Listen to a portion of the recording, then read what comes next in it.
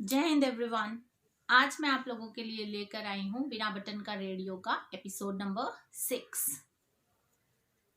उससे पहले मैं आप सभी को धनतेरस की बहुत बहुत शुभकामनाएं देती हूं।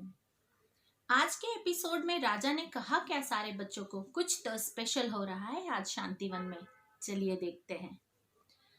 राजा ने सारे जानवरों को राजमहल के प्रांगण में आने का निमंत्रण दिया था और बच्चों से कहा था सब सारे बच्चों को अपने अपने फेस के साइज का फ्रेम बनाने के लिए कहा था।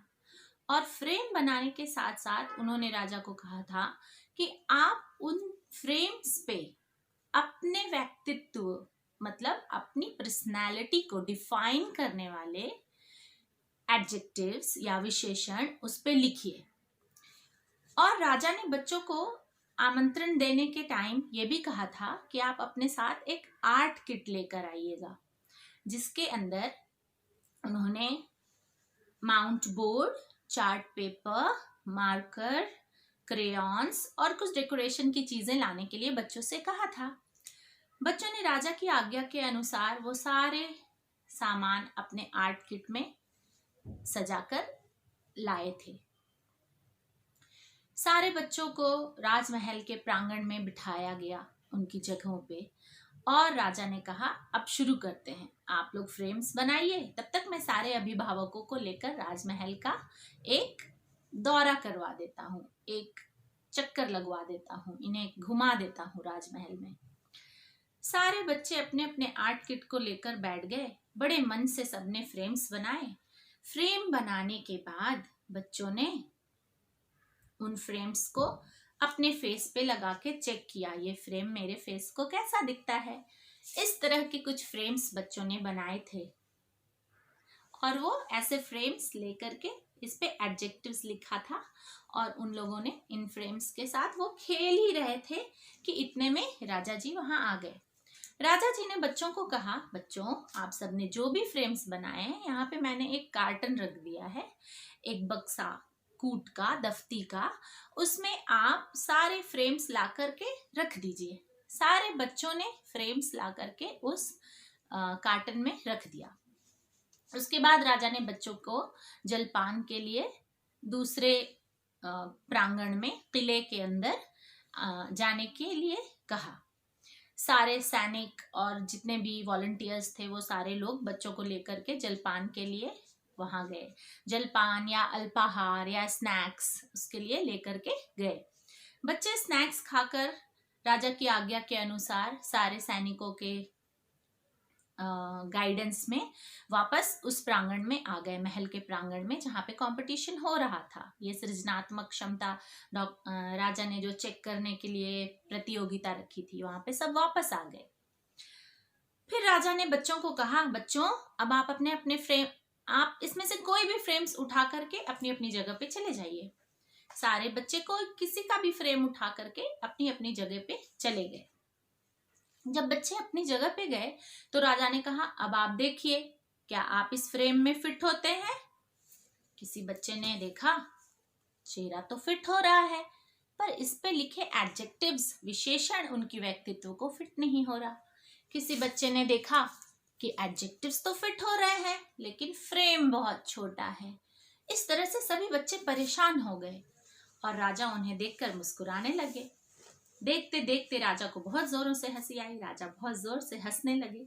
सारे बच्चे थम से गए, हम परेशान हैं और राजा जी हंस क्यों रहे हैं।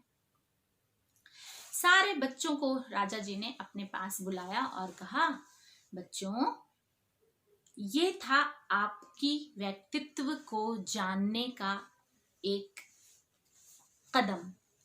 मैं चाहता हूं कि हमारे शांतिवन के सारे जानवरों के बच्चे खुद को अच्छी तरह से जाने।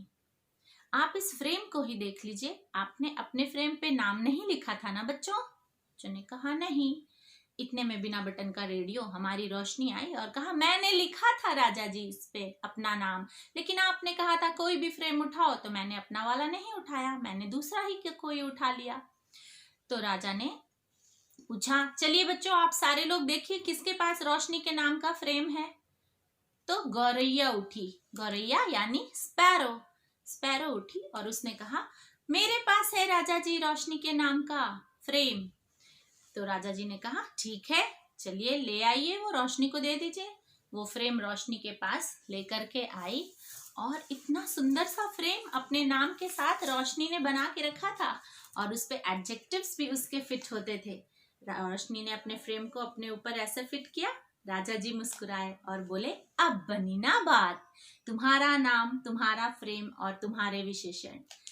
तो बच्चों, ये प्रतियोगिता, मुझे पता था आप सबकी सृजनात्मक क्षमता बहुत अच्छी है, आप बहुत अच्छे हैं क्रिएटिविटी में, लेकिन इस चीज को बताने के लिए कि क्रिएटिविटी के साथ साथ आपको अपने बारे में भी जानकारी होना बहुत जरूरी है।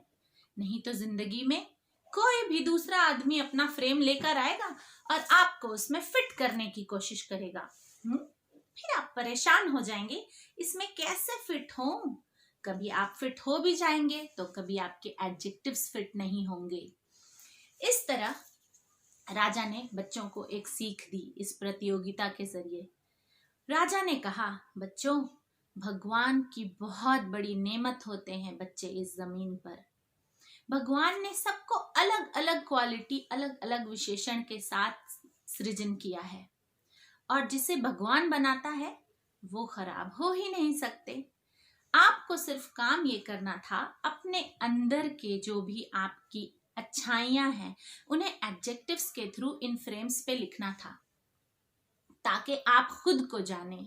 भाग दौड़ की जिंदगी में हमें वक्त ही नहीं मिलता खुद को जानने की, और फिर किसी ने कुछ कह दिया, किसी ने कुछ कह दिया, किसी ने कुछ, और हम सबके फ्रेम में फिट होने की कोशिश करते करते जिंदगी निकाल देते हैं। पर क्या ये सही है?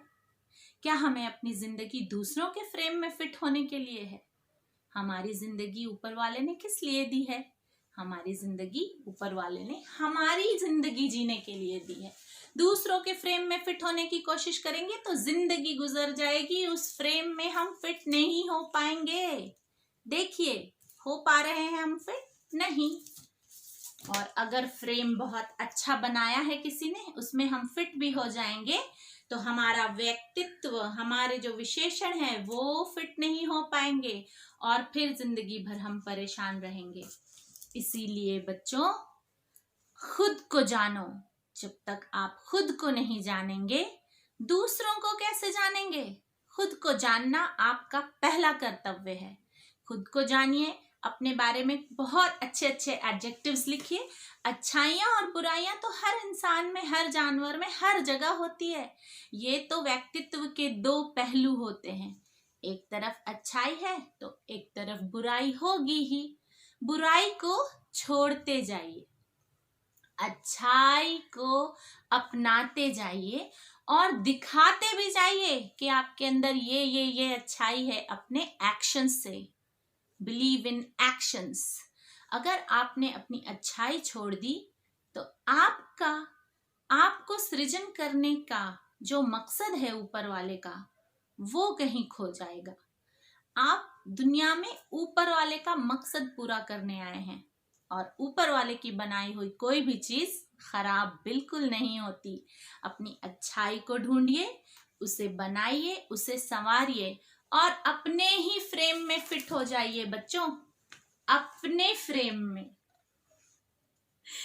तो ये मेरी जो कहानी थी आज की बिना बटन की रेडियो का एपिसोड नंबर 6 आप लोगों के लिए यही सिखाने के लिए आई कि खुद को पहचानिए, बहुत जरूरी है ये। जब आप खुद को पहचानेंगे ना बच्चों, तो आपको अंदर से हैप्पीनेस यानी खुशी मिलेगी और आप देखेंगे कि आपके अंदर कैसे गुड क्वालिटीज बढ़ती जा रही हैं और फिर आप खुद ब खुद हर वक्त ग्रैटिट्यूड शो करेंगे। कभी ऊपर वाले को आपको दुनिया में भेजने के लिए, कभी अपने माँ बाप को आपको सहारा देने के लिए बड़े होने तक, कभी अपने रिलेटिव्स को आपके लिए कुछ अच्छा कहने के लिए, कभी अपने फ्रेंड्स को मुसीबत के वक्त में साथ देने के लिए, तो कभी खुद को ग्रैटिट्यूड देंगे कि आप अच्छे बने रहे। इतनी बुराइयां आने की कोशिश की आपके इर्द गिर्द, लेकिन आपने आने नहीं दी। ये खूबी पकड़ के रखिएगा, know yourself, one of the most important life skill which is needed in today's time.